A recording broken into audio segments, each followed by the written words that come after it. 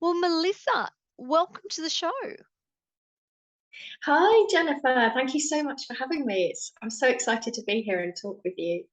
Well, you're our very, very first homeopath, and I really wanted to bring a homeopath to the audience because it is just another sorry, it's not just anything. It is another option, and it's one that women might not necessarily know about or think about when they're going through the menopausal transition. So thank you so much for coming on and sharing your knowledge with all of us today. Oh, you're so welcome. You're so welcome.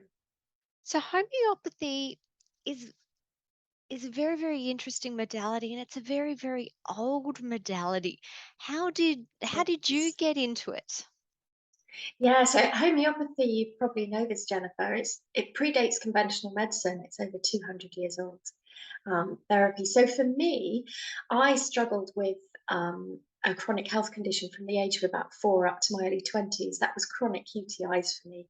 I really struggled. It was repeated patterns of illness. I was put on antibiotics for years, numerous procedures, just being told I will grow out of it. So it's a pretty miserable time. And then in my early 20s, I was working in television, actually. I had my first job in television production.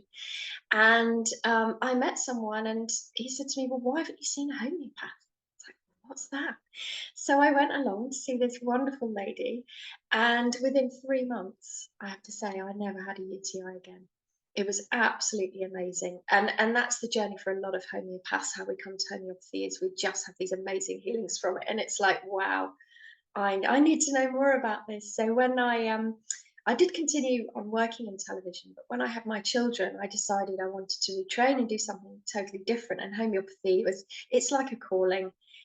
This was just something that it just blew me away. So yeah, I did my training when my second son was born, actually, because I wanted to be practicing when he went to school rather than have the sort of 4 years training once he was at school. Yeah. And yeah, it's just from there, it's just been this amazing journey that I've been on now for, well, 15 years with the training. But yeah, I've been practicing homeopathy for around 11 and a half years now. You know what's really funny? My first career was in TV too. Wow, that's So so I spooky. worked I only worked in TV for 5 years though. Yeah, so I retrained in my early 20s. So this is 22 years um, since I went back. But yes, and it was also a health journey for me. I think a lot of practitioners find their calling through personal experience and then just Yes. need to know more, want to know more, whether it's for ourselves, our families, and then moving on to the world really. Who else can we help? Yeah, absolutely. And I mean, I have to say, homeopathy for me as a mother was just a godsend. Everything could be managed homeopathically: coughs, colds, tummy bugs, Bruises. sleeplessness. Yeah, nightmares, worry about going to school. I work with a lot of children. I work mainly with women now with hormonal issues, but over my years, I have worked with lots of children and families, which is so wonderful. So tell us a little bit more about homeopathy because there will be women listening to the podcast who've never heard of it. Yeah, yeah. So as I said earlier, it's well over 200 years old. It predates some conventional medicines. So homeopathy, the fundamental principle of homeopathy is that like cures like, so that a substance in its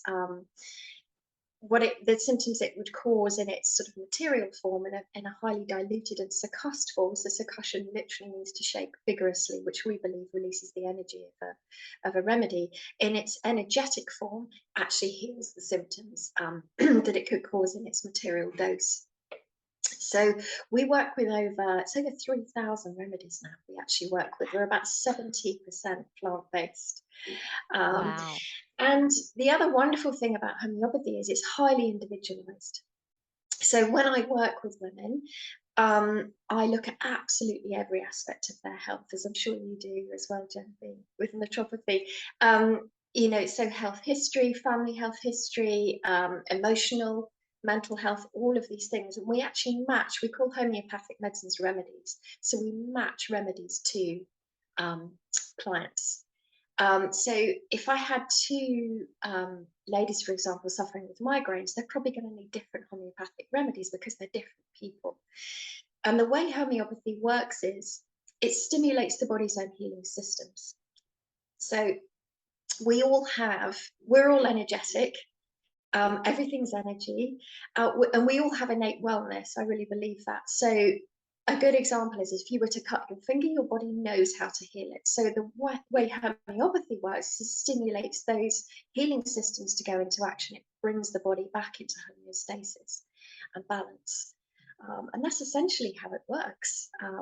Yeah, very, very different to conventional medicine, And and very natural. It's working with the body. what does a remedy look like? Are we talking about pillules, drops, creams, combination of all of the above? So pillules is what I mainly work with, the tiny little sucrose pillules, and then we put the remedies that a patient needs onto those. I do work with, there's a range called Homeobotanicals from New Zealand, which are herbs, homeopathic prepared, and they are amazing, and they come in drop form. They do some, I take myself actually, their female balance works absolutely beautifully. And yeah, we can have remedies in topical form as well, but I find the remedies given internally work so well. There's often not a need for something topical. As you might have heard of, there's a great remedy called Thuya, which topically is great for verrucas and warts. That's one I do and use quite often in liquid form. But largely, I'm finding that the remedies you're giving, so they're stimulating what we call it the vital force in homeopathy. Chinese medicine would call it qi, for example, or yoga, it's prana. We're stimulating that innate healing capacity, which is so powerful within all of us. So often the need for topical things Yeah. um, isn't so great. And I've my experience with homeopathy, along the same lines as acupuncture, you tend to have your constitutional remedies and you tend to have more Yes. your acute remedies, which is interesting, both traditional medicines and you both have similar philosophies and beliefs. Yeah, absolutely. So an acute remedy would be for use in an acute medical situation. So a cold, a cough, um, upset stomachs, those kind of things. A constitutional remedy is a little bit like a star sign. You know, it's that remedy that fits the overall picture of someone mentally, emotionally, as well as physically. Some homeopaths like to give the constitutional treatment at the start. Um, I find, especially working with women, I like to give the constitutional treatment towards the end of treatment because it's like the icing on the cake. Sometimes, if we give that at the start, it can cause the body to go into like almost like a healing crisis because it tries to heal everything at once. And I find it's more gentle to give that at the end of treatment. But again, it varies with person to person. Because certainly constitutional, you would use in more chronic, deep-seated ailments. And the way homeopathy works, it works to look at the root cause of why a disease is manifesting in the body, a dis-ease, we call it not disease, dis-ease, imbalance in the body. So, for example, if I work with someone with allergies, say hay fever, we call it here, what I will do is give them acute remedies to help manage the symptoms of hay fever. I use muscle testing kinesiology, so I might look at what pollen it is, particularly that's affecting them, and give that back in potency, because remember, homeopathy is like for like. But then I'm giving the chronic remedies to work on why the body is so sensitive or oversensitive to pollens. You know, really, it's getting what homeopathy does is it gets to the root cause of why. Um, body is experiencing certain symptoms. And in menopause, so to me, menopause is a natural transition into a new life chapter. Agreed. And yeah, generations ago, I mean, with my grandparents, my grandmothers, I should say, their periods just stopped and it was a normal life transition. They just got on with that. So when I work with women, I'm looking at as to why the body isn't going through this transition smoothly. Are all these symptoms being created? And that goes for emotional, mental, physical, spiritual, all of the levels, in order to bring the body back into balance so that we do go through this transition um, with grace and ease. As it should be. Yeah, absolutely. Absolutely. Yeah, symptoms. I mean, in homeopathy, I know you know a little bit about homeopathy, Jennifer. Um, Symptoms are the body's way of healing itself. Um, so in menopause, what I try and help my clients to understand is that your body's working with you, not for you or against you. It's producing symptoms in order to heal itself. So, for example, any kind of discharge that the body's producing, mucus, sweat, additional urine, that's the body clearing something out. A cold, for example, is a great clear out. You know, we live with so much air pollution. I think one cold a year is actually quite a good clear out for the respiratory system. Fever is the body raising its temperature in order to burn up virus and bacteria. It's an amazing function of the immune system. So homeopathy works with the body to resolve that faster. It doesn't suppress symptoms, because when we start suppressing symptoms, you know, for example, if you, with a child, you were to give, we have something called Calpol here for a fever. It's very popular. We've got to bring the child's temperature down. The body's going to go, well, okay, so I can't really fight this off how I want to. So now I'm going to have to go to another symptom, you know, a runny nose, a cough, in order to clear that out. So it can actually prolong um, an illness. So the way homeopathy works is to work, you know, with the body to resolve that faster. So, you know, hot flushes in menopause, I have a theory about those that they are, you know, sweating is an amazing detox function. I think when we get to our 40s, our 50s as women, um, women in the West, there's such an accumulation of toxins. I know you will understand this, Jen. You know, Yes. the water, the food, the air we The breathe, paint. all of these things. Yes, yeah, yeah.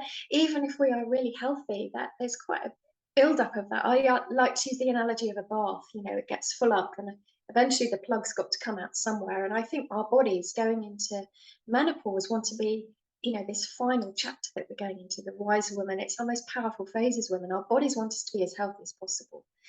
So it's about, you know, clearing out, burning off. There's a book you might know. It's a lady called Vicky Noble called Shakti Woman. She believes that hot flushes are the body's way of killing off cancer cells. It's been proved that high temperatures actually kill latent cancer cells. So she believes that's the role that hot flushes play. There's another lady, Dr. Christine Page, who's a wonderful doctor and homeopath and naturopath. She believes that hot flushes are, you know, the nervous system, the stress, it's a release of stress, and that's often why they occur at night in order to help us relax. It's like clearing up the stress that's been built, that heat in the body that's been built up in the nervous systems during the day. So everything has a role, every symptom has a role. And I know it's, you know, my body's going wrong, I'm declining, I'm estrogen deficient. These are all the messages that we're receiving, that actually your body's just trying really hard to bring itself back into balance. And as women, we're from birth, we're equipped to have the right amount of hormones to support us right throughout life. And there's no reason why, yes, estrogen is declining at menopause because we're no longer going to be producing babies. Yep. I believe we're coming back to ourselves. We're producing a new version of ourselves. See, it's But also, we're going back to the form of estrogen we had prior to puberty. So, as children, we have estrogen. We just don't have estrogen from our ovaries. We have estrogen from our adrenals. And then we move through puberty, we start having ovarian estrogen. Then, when we go through the menopausal transition, we move away from ovarian estrogens and back to adrenal adrenal, estrogen. So it's yes, I yeah, see it as a return to our childlike self, in the fact that there tends to be more joy and creativity and cheekiness.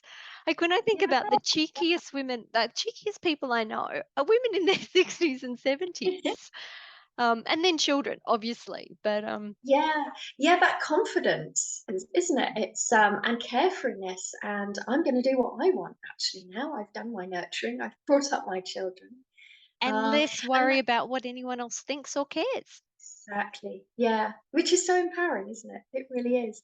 And you know, adrenal function, if the adrenals are stressed and they're overproducing cortisol and noradrenaline and all of the stress hormones, they're never going to be able to produce the estrogen that we need going forward. So working with when I work with women as well, I'm not just looking at, you know, the reproductive hormones. We look at the whole endocrine system, because it's like an orchestra, isn't it? If one instrument's out of tune, it's going to affect the other glands um, in the symphony, if you like. So there's a big connection between adrenals and thyroid.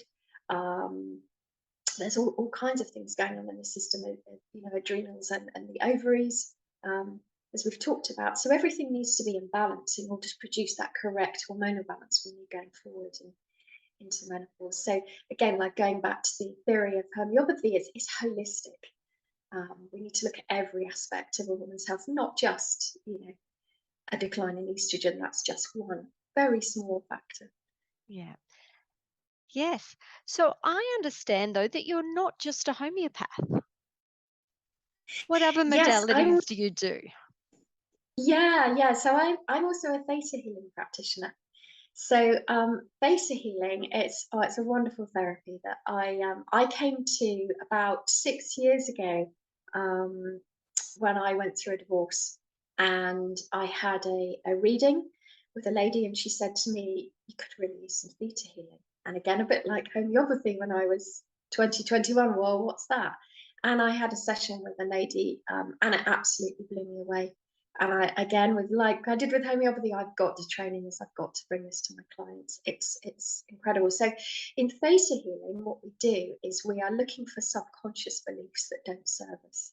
And they can be on 4 different levels. They can be on the core level, which is anything with this lifetime, traumas, childhood things, um, ancestral genetic. So that's what's been brought through from our ancestors, past life and soul level. So it was quite interesting that your conversation you had with Tanya Shaw was talking about thoughts and managing them. I thought that was so inspiring, and how we manage our, you know, keeping positive thoughts. You know, that the mindset in menopause is so important. But actually, what we do with theta is we get where do these thoughts actually come from? You know, what's actually causing them? And what we do with theta is I connect with source energy, universal energy, the energy of all that is. I scan the body. We look at where these subconscious beliefs are, and we clear them. It's very quickly, it's instant. And then we bring in new positive beliefs.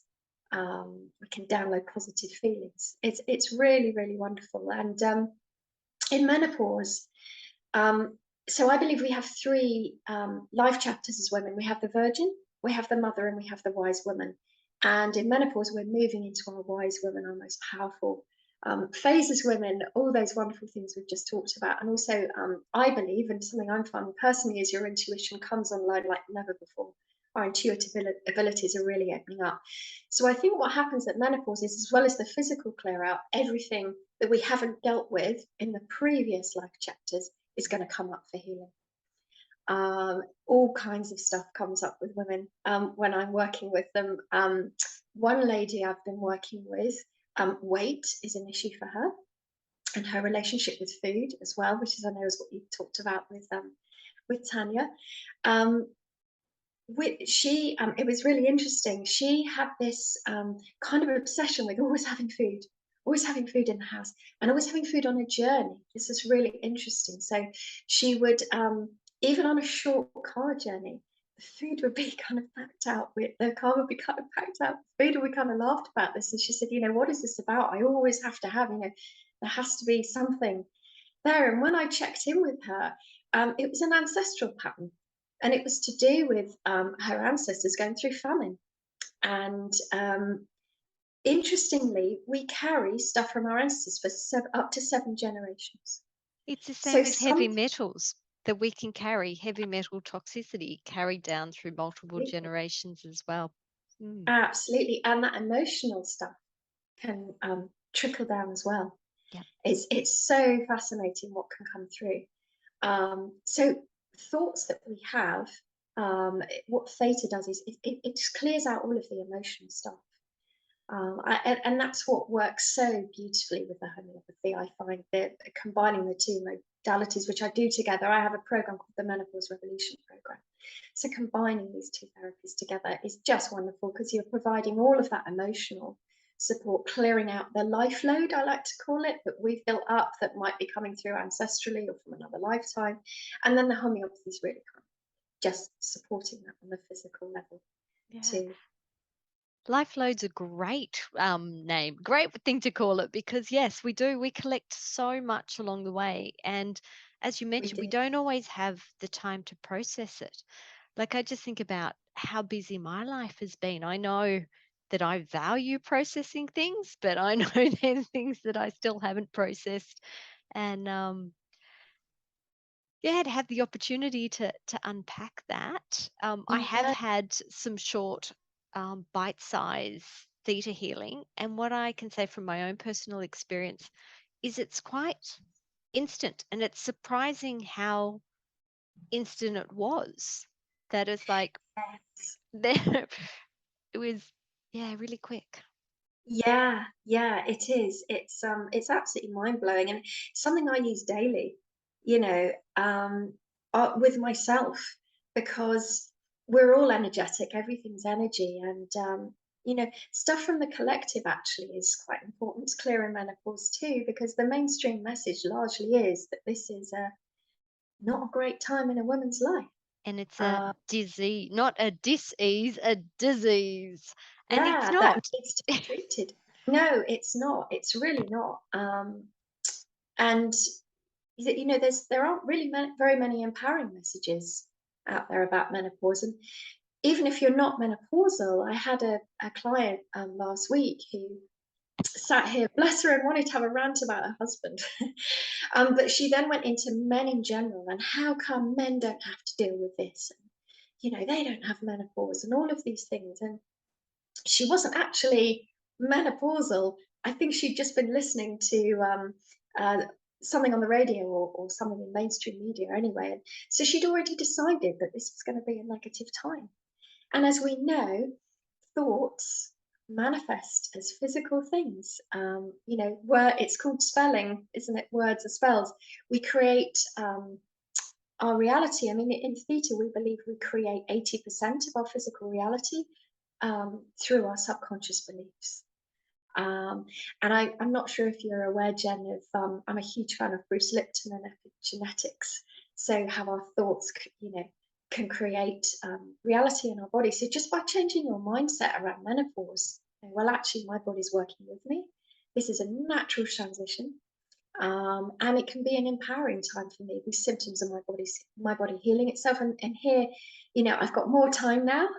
A lot of children are sort of flying the nest around the time we hit menopause. I've got more time now to focus on me and really clear out that emotional stuff so that I can have this amazing, um, what could be many, many years ahead of me. It's Yeah. sort of in full empowerment. So while you were talking about Bruce Lipton, Louise Hay jumped into mind. So she Yeah, was looking more at, okay, um, if I've got poor health in a particular area, what is the underlying emotion that it is showing? yeah, I yeah, feet that's right. issues, lack of grounding, and things like that. That Yeah. yeah, there what we should do is we'll go through all the books so that I can put them in the show notes. So I quickly Yes, jotted yeah. down. So it was Shakti Woman.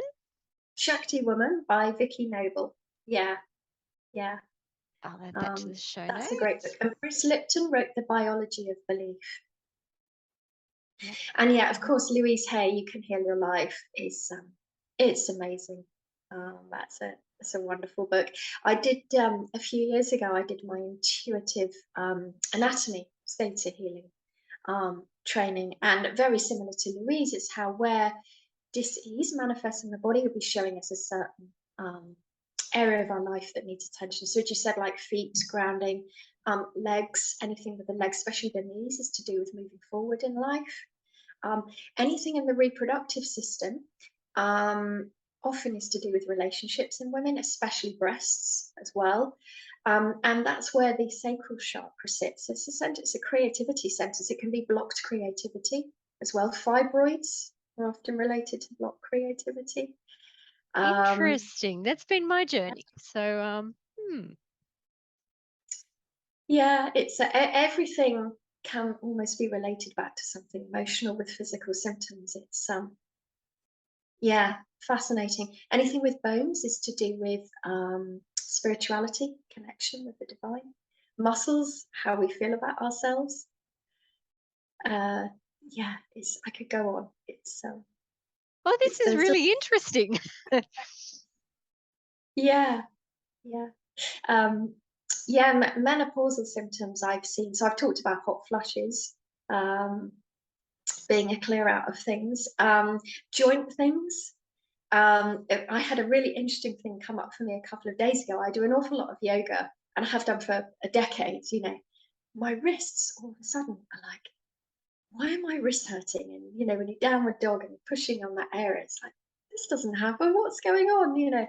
And I checked in, and it was fascinating because the belief was that I have to do everything single-handedly. So I'm a single mom, and it so happens that my children's father, bless him, at the moment he's struggling to find some work, so all of a sudden everything's on me. And it's this, wow, isn't that amazing? My body was showing me that. I had this belief, and it actually went back to, I think it went back to when I originally had my children, and my husband had gone off and got this job 6 days a week and was never around.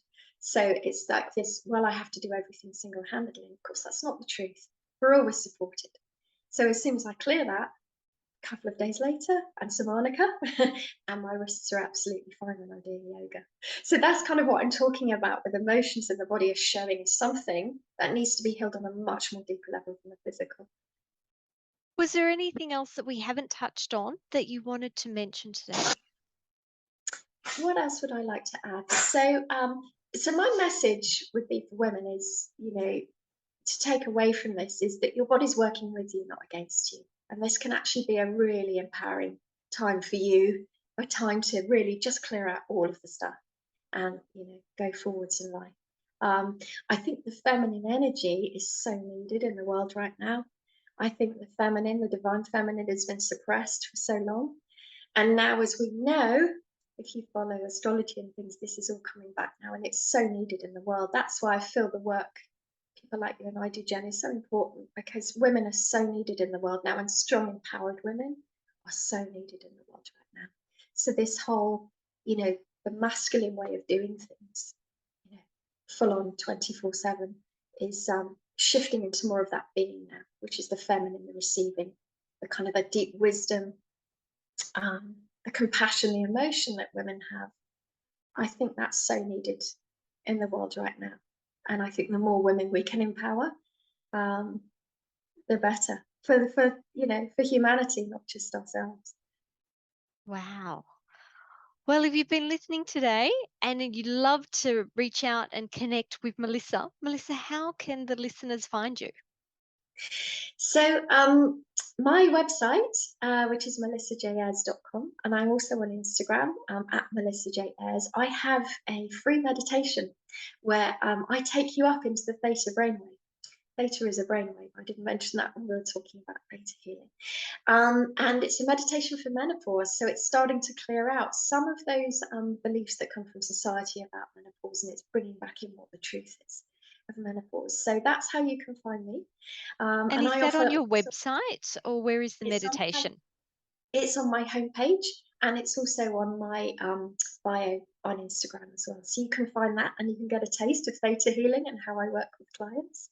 Perfect. And if you follow me on Instagram, I'm also on Facebook as well. You get all sorts of tips and advice for managing menopause naturally as well.